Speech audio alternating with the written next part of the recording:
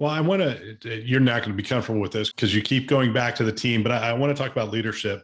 And I pulled this off the internet. So it says about you, he served as brigade commander while at the U.S. Naval Academy and was twice awarded Navy Commendation Medal for superior leadership. What did you learn about leadership at the Naval Academy?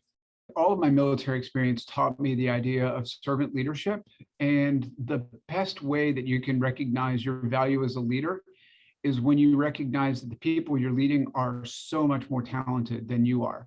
So think about it. I was really proud of what I was able to accomplish at Annapolis. I went out into the fleet, got to my first ship, a cruiser, as a 22-year-old officer, and I found myself in charge of 30 people who had been sailors anywhere from 1 year to 25 years. And so I was their boss. And so I was the 22-year-old, very junior officer. And I had a chief petty officer who, this guy was old. I mean, you couldn't believe how old this guy was. He looked like he'd been at sea his entire life. He must have been like 41.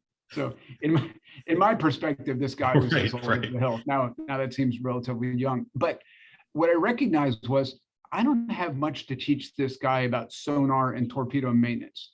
He knows more than I will ever know on these topics.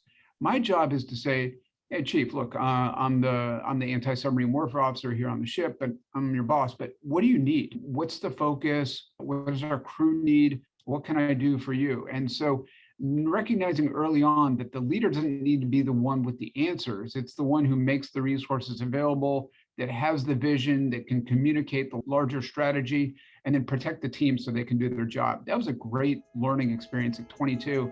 And I think that I've used it almost every day of my entire career.